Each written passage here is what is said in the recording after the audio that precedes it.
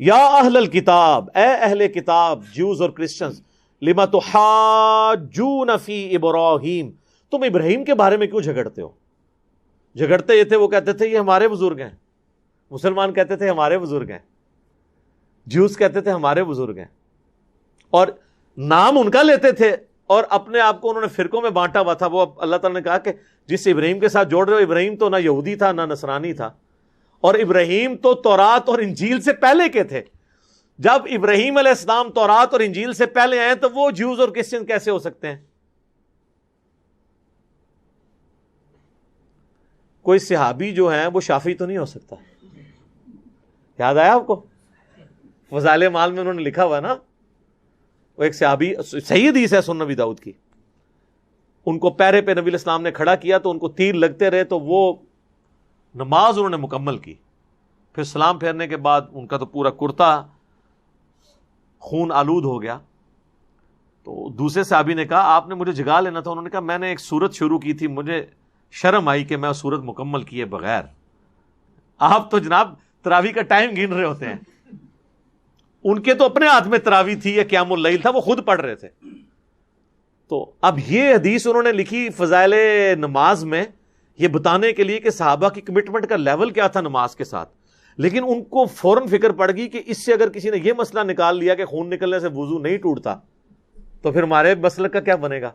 تو نیچے لکھا فے، جس کو میں فساد پڑھتا ہوں، یا اہل حدیث سلف کا فہم کہتے ہیں اسے، فہم میں بھی فا ہی آتی ہے، وہ ویسے کہتے ہیں فائدہ۔ فائدے میں وہ لکھتے ہیں کہ جی اس سے کوئی یہ رزلٹ نہ کہیں نکال لے کہ بھئی خون نکلنے سے، تو انہوں نے لکھا کہ اس میں امام حنیفہ اور امام شافعی کا اختلاف ہے۔ امام حنیفہ کے نزدیک جو ہے وہ خون نکلنے سے وضو ٹوٹ جاتا ہے، امام شافعی کے نزدیک نہیں ٹوٹتا۔ ہو سکتا ہے کہ وہ صحابی بھی امام شافعی کے مذہب پر ہوں۔ اچھا، اب ویسے ٹیکنیکلی بحث کریں گے، وہ کہیں گے نہیں ان کا یہ مطلب نہیں تھا، ان کو بھی پتا تھا کہ بھئی امام شافعی جو ہیں وہ بعد میں آئے، وہ کیسے صحابی شافعی ہو سکتا ہے۔ ان کا کہنے کا مطلب یہ تھا کہ دونوں کا فہم ایک ہے۔ ہم یہ کہتے ہیں کہ فہم تو نبی علیہ السلام کا لیا جائے گا نا، اس صحابی کا فہم جو ہے، اگر امام شافعی اس فہم کو لے کے چل رہے ہیں تو وہ بالکل ٹھیک لے کے چل رہے ہیں۔ آپ یہ بتائیں کہ آپ نے جو امام حنیفہ کی طرف بات منسوب کی ہے وہ کس صحابی یا نبی کا فہم ہے؟ اور یہ جعلی مسئلہ لوگوں کو بتا کے تو امت کو مصیبت میں ڈال دیا۔ وہ صحابہ تو افورڈ ہی نہیں کر سکتے تھے کہ خون نکلنے سے وضو ٹوٹ جائے، اور ان کی تو زندگی پوری جنگوں سے عبارت تھی سر، ایک دن ان کا سکون کا نہیں گزرتا تھا، ایک زخم ٹھیک نہیں ہوتا تھا تو دوسرے 10 زخم ان کو لگ جاتے تھے۔ وہ بیچارے نمازیں کہاں سے پڑھتے ہوں گے، کپڑے ہی بدلتے رہتے ہوں گے ہر وقت۔ خون پاک ہے، ہاں خون پینا حرام ہے۔ ہاں اب اس کے اگینسٹ امام شافعی کا وہ موقف باطل ہے، وہ کہتے ہیں بیوی کو ہاتھ لگانے سے وضو ٹوٹ جاتا ہے۔ اس مسئلے میں امام حنیفہ کا موقف ٹھیک ہے۔ بخاری مسلم میں حدیث ہے، اما عائشہ کہتی ہیں کہ ان دنوں ہمارے گھر چراغ نہیں ہوا کرتے تھے، حجرہ بھی تنگ تھا، نبی علیہ السلام جب تہجد کی نماز پڑھتے تھے نا تو میں آپ کے آگے لیٹی ہوتی تھی، جب سجدے میں جانے لگتے تھے تو میرے پاؤں کو ٹو دیتے تھے، تو میں اپنے پاؤں سمیٹتی تھی، نبی علیہ السلام جیسے ہی سجدے سے فارغ ہو کے قیام کی طرف جاتے تھے تو میں پھر پاؤں سیدھے کر لیتی تھی۔ یہ محبت کا بھی آپ دیکھیں ایک میاں بیوی میں محبت کیسے ہونی چاہیے۔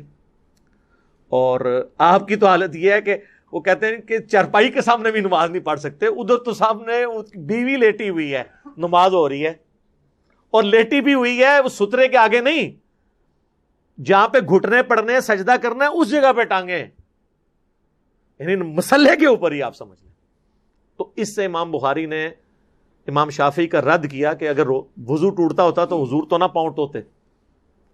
تو یہ جو لوگ کہتے ہیں نا جی وہ امام بخاری شافعی تھے اس لیے رفع دین کی حدیثیں لے کے آئے، ان کو یہ پھکی دیا کریں کہ اگر وہ شافعی تھے تو وہ تو امام شافعی کا انہوں نے پورا بنیادی مسئلہ ہی اکھاڑ کے رکھ دیا، پھکی ہے نا۔ اور یہ دیکھیں ایک فتویٰ ہے جس کی اذیت آج تک لاکھوں مسلم عوام کاٹ رہی ہے۔ انڈونیشیا اور ملیشیا کے جو لوگ حج کرنے آتے ہیں نا، دیکھیں ان کے عورتوں اور مردوں نے دستانے پہنے ہوئے ہوتے ہیں، سخت گرمیوں میں بھی۔ یہ نہیں کہ پردہ کیا ہوتا ہے، چہرے کھلے ہوتے ہیں، اگر پردہ ہو تو چہرے کا بھی نقاب کیا ہو نا، ہاتھ میں دستانے، اس لیے کہ ان کے نزدیک میاں بیوی اگر ٹچ کر گئے نا ڈائریکٹ تو وضو ٹوٹ گیا، تو بےچارے انہوں نے تو ہاتھ میں ہاتھ ڈال کے کرنا ہوتا ہے طواف۔ ایک غلط مسئلے کے افیکٹ ملینز آف پیپل تک پہنچتے ہیں۔ اب ان کو بتائے کوئی جا کے یار وہ شافعی فقہ چھوڑو محمدی پر آؤ صلی اللہ علیہ وآلہ وسلم. ٹھیک ہے, ان کو اپنا امام مانو جن کو اللہ نے ہمارا امام بنا کے بھیجا ہے. ما ضل صاحبکم وما غوا, تمہارے نبی نہ کبھی بہکے ہیں نہ کبھی بہرا چلے صلی اللہ علیہ وآلہ وسلم. صلاۃ بر محمد وآل محمد. اللہم صلی علی محمد وعلی آل محمد. تو سر تسلیم خم کرو تم. یا اہل الکتاب لما تحاجون فی ابراہیم, تم ابراہیم کے بارے میں کیوں جھگڑتے ہو. وما انزلت التوراۃ والانجیل الا من بعد, تورات اور انجیل تو ابراہیم کے بعد آئے ہیں, تو ابراہیم کیسے یہودی اور عیسائی ہو سکتے ہیں. تم ابراہیم کے اوپر کٹھے ہو. یعنی نبی الاسلام کو ایکسیپٹ کیوں نہیں کر رہے تھے. وہ کہتے تھے نبی الاسلام کو یہودی ہونا چاہیے, بنی اسرائیل سے ہونا چاہیے. حالانکہ آپ بنی اسرائیل سے تو نہیں تھے, بنو اسماعیل سے تھے, لیکن ابراہیمی تو تھے. یہ تو تورات کا پہلا چیپٹر آج بھی پڑھ لیں, کریشن والا, اس میں موجود ہے کہ ابراہیم علیہ السلام کی 2 بیویاں تھیں, سارا اور ہاجر. یہ ہاجرہ لفظ غلط ہے, ہاجر لفظ ہے. وہ بنو اسماعیل اور بنو اسرائیل, تو اب ابراہیم پہ اکٹھے ہوتے ہیں نا. اب آپ, یہی میں مسلمانوں کو بھی کہتا ہوں کہ آپ کبھی بھی کسی شخصیت کے اوپر اکٹھے نہیں ہو سکتے. ایون سیدنا ابوبکر پہ بھی امت نہیں اکٹھی ہو سکتی. شیعہ کا اختلاف آ جائے گا, بعض بہت غلو کریں گے, بعض ذرا نارمل اختلاف کریں گے. رسول اللہ کے اوپر امت اکٹھی ہو سکتی صلی اللہ علیہ وسلم. یہاں پہ بھی ابراہیم پہ امت اکٹھی ہوگی. حضرت اسماعیل اور اسحاق پہ بھی نہیں اکٹھے ہو سکتے, کیونکہ بنو اسرائیل نے نہیں ان کو ماننا. افلا تعقلون, کیا تمہیں اتنی عقل بھی نہیں ہے کہ ابراہیم علیہ السلام کے بعد تورات اور انجیل آئی ہے, تو ابراہیم کیسے یہودی یا عیسائی ہو سکتے ہیں.